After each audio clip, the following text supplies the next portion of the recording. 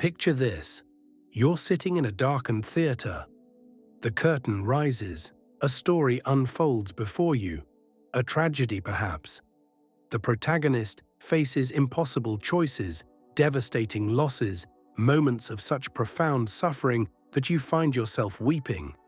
Real tears streaming down your face, your heart pounds, your breath catches, you're completely absorbed. Now imagine that somewhere during the second act, you forget entirely that you're watching a play.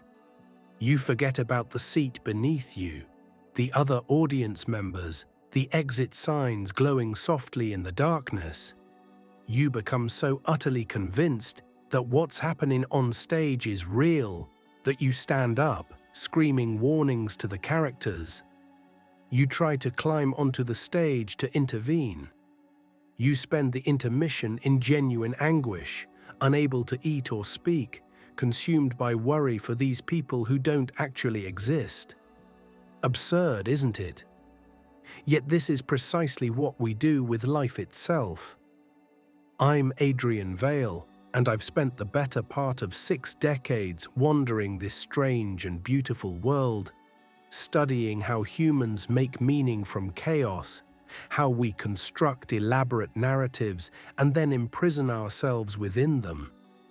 And the most fascinating discovery I've made is this: we've forgotten that we're playing a game. Not because the game isn't important, but because we've confused the rules of the game with the purpose of existence itself. The philosopher Alan Watts spent much of his life pointing to this fundamental confusion. He suggested that life isn't a journey with a destination, not a problem requiring a solution, not a test we must pass or fail. Instead, life is more like music, like dancing, like play itself. The point of dancing isn't to arrive at a particular spot on the floor. The point of music isn't to reach the final note as quickly as possible. And yet, we treat life as if it were a race to some imaginary finish line, grimly determined to get it right, to succeed, to achieve our purpose. What if we've been asking the wrong questions all along? What if the anxiety, the endless striving, the crushing weight of seriousness we carry, what if all of that comes from a simple case of mistaken identity? We've confused the actor with the role, the player with the game, the dancer with the dance. This isn't a call to nihilism or irresponsibility. Quite the opposite. This is an invitation to play the game more fully, more authentically, with greater joy and creativity, precisely because we remember it's a game. Let me tell you about a man I met in Tokyo 7 years ago. Successful businessman, corner office, respect of his peers, everything our culture tells us we should want. We shared sake one evening, and he confided something that haunts me still. He said, "Adrian, I'm 52 years old, and I've just realized I've never actually lived a single day of my life. I've been so busy trying to secure my future, to build my legacy, to do what I'm supposed to do, that I forgot to actually be here." He wasn't unique, he was simply more honest than most. We live in a civilization that has elevated seriousness to a virtue. We praise the person who sacrifices everything for their career, their mission, their cause. We admire those who carry the weight of the world on their shoulders. We've created an entire culture around the idea that life is fundamentally serious business, that frivolity, playfulness, and lightness are somehow childish, irresponsible, or naive. But what has this seriousness brought us? Look around. We have more wealth, more technology, more capability than any civilization in history, and yet we're drowning in anxiety, depression, and a pervasive sense of meaninglessness. We've optimized everything except joy. We've achieved everything except contentment. We've built elaborate structures of success that feel hollow the moment we attain them. The problem isn't that we care about things. The problem is that we've forgotten how to hold our caring lightly. We've confused commitment with rigidity, passion with obsession, dedication with self-imprisonment. Think about children at play. Watch them sometime, really watch them. They take their games incredibly seriously in the moment. The rules matter, the outcomes matter. They experience genuine emotion, joy, frustration, excitement, disappointment. But then the game ends, and they move on. They don't carry the defeat from one game into the next. They don't construct elaborate narratives about what their performance in make-believe says about their fundamental worth as human beings. Somewhere between childhood and adulthood, we lose this capacity. We start keeping score in a game that has no actual scorekeeper. We start treating temporary roles as permanent identities. We start believing that the masks we wear are our actual faces. The Buddhist tradition has a teaching about holding things lightly, like a bird in your hand, firmly enough that it doesn't fly away, but gently enough that you don't crush it. We've forgotten this wisdom. We grip everything so tightly that we strangle the life out of it. Our relationships, our careers, our beliefs, our very sense of self. We clutch at them with such desperate intensity that we transform them from sources of joy into sources of suffering. Now let me take you deeper into this idea, because it's not just a psychological observation, it's a fundamental insight about the nature of reality itself. In Hindu philosophy, there's a concept called Lila, divine play. The idea is that the entire universe is the play, the game, the creative expression of consciousness exploring itself. Creation isn't a one-time event that happened in the past. It's an ongoing performance, a cosmic drama in which the universe plays all the parts. This might sound abstract, but follow me here. What are you, really? Not the story you tell about yourself, not your job title or your relationship status or your bank account balance. What are you at the most fundamental level? You're a pattern of energy and information, a temporary configuration of atoms that were forged in the hearts of dying stars billions of years ago.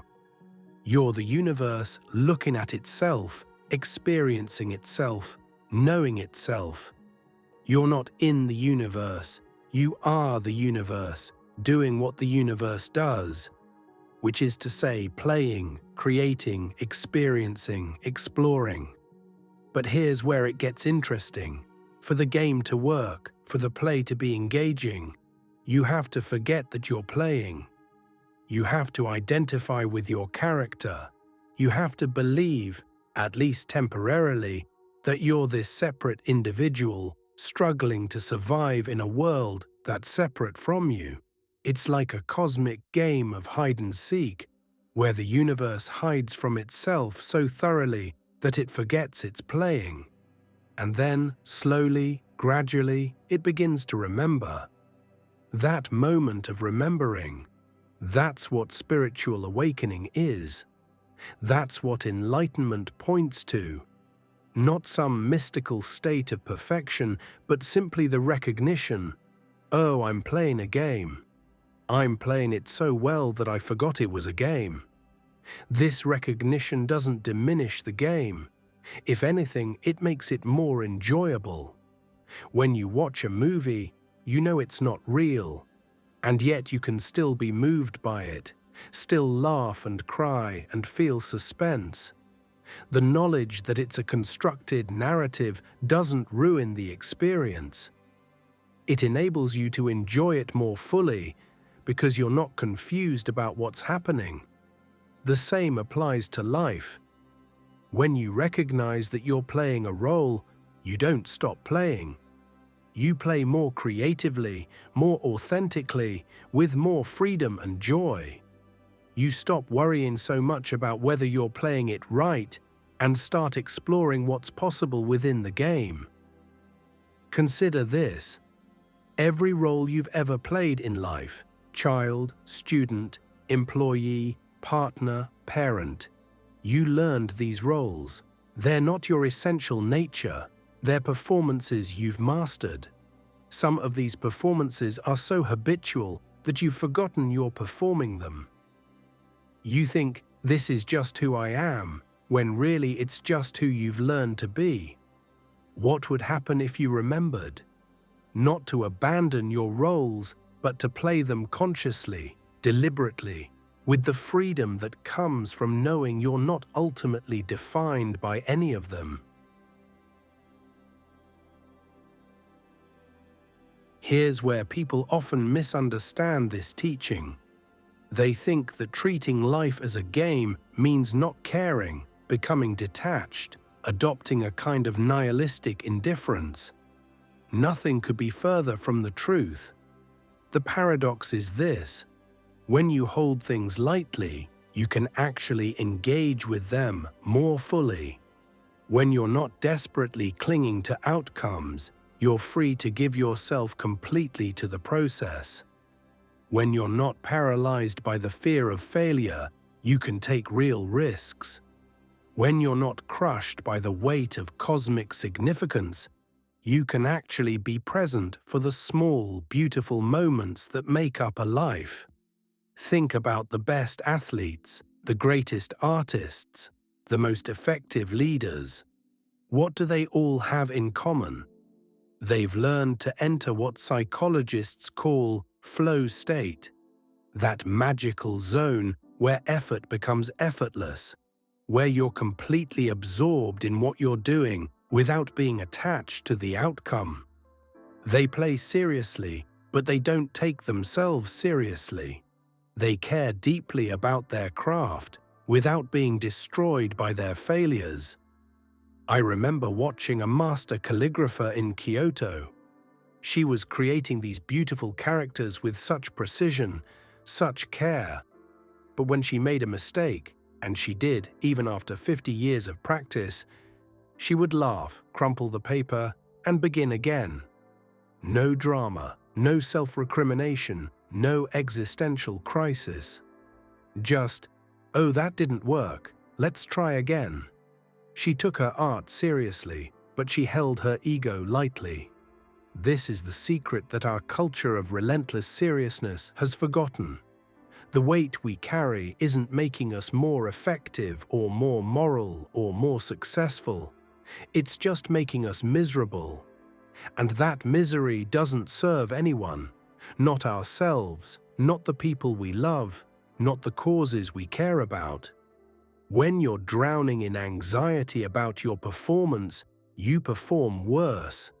When you're paralyzed by the fear of making mistakes, you stop taking the risks necessary for growth. When you're so attached to a particular outcome that you can't imagine surviving without it, you become rigid, defensive, unable to adapt. But when you remember it's a game, when you hold your goals and identities and beliefs lightly enough to question them, to play with them, to change them when they no longer serve, that's when you become truly powerful. Not the power of domination or control, but the power of flexibility, creativity, resilience. Let me be clear about something. This doesn't mean that nothing matters. It means that things matter in a different way. Your relationships matter, not because you need them to complete you or validate you, but because connection and love are beautiful expressions of what it means to be alive. Your work matters, not because it defines your worth, but because creating and contributing are part of the joy of existence. Your values matter, not because they're absolute cosmic truths, but because they're the rules you've chosen for your particular game. The difference is subtle but profound. When you think things matter in an absolute cosmic sense, you become rigid and fearful. You have to defend your beliefs, your identity, your choices against all challenges, because they're not just preferences. They're supposedly fundamental truths.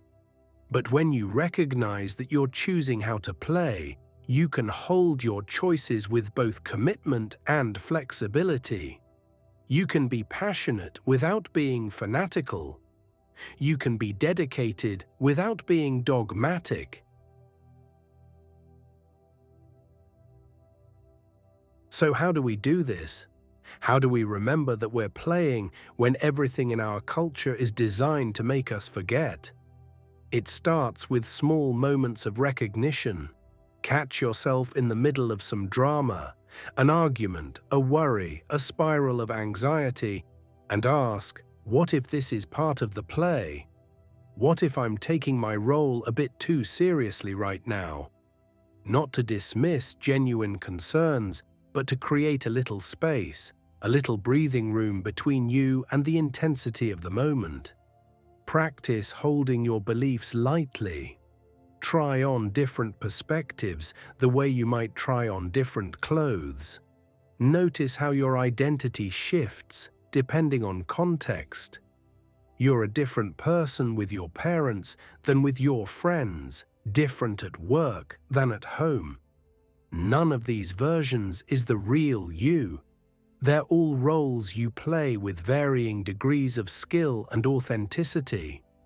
Cultivate the ability to laugh at yourself, not the bitter, self-deprecating laughter of low self-esteem, but the warm, generous laughter of someone who sees their own absurdity and finds it endearing rather than shameful. You're a talking ape on a spinning rock, worried about what other talking apes think of you. It's objectively hilarious. Spend time with children if you can. Watch how they move seamlessly between total commitment and easy abandonment. Notice how they can be completely devastated one moment and completely fine the next. They haven't yet learned to carry grudges, to construct elaborate narratives of victimhood or superiority, to treat every setback as evidence of cosmic injustice. And perhaps most importantly, create space for genuine play in your life. Not exercise disguised as play, not networking disguised as socializing, not productivity disguised as leisure. Actual play, activities you do purely for the joy of doing them, with no goal beyond the activity itself. Dance, sing, make art, play games, explore, create. Not to get good at something, not to achieve something, but simply to remember what it feels like to be alive without an agenda. As I've traveled this world, from the temples of Thailand to the cafes of Paris, from the mountains of Peru to the deserts of Australia, I've met people who've discovered this secret.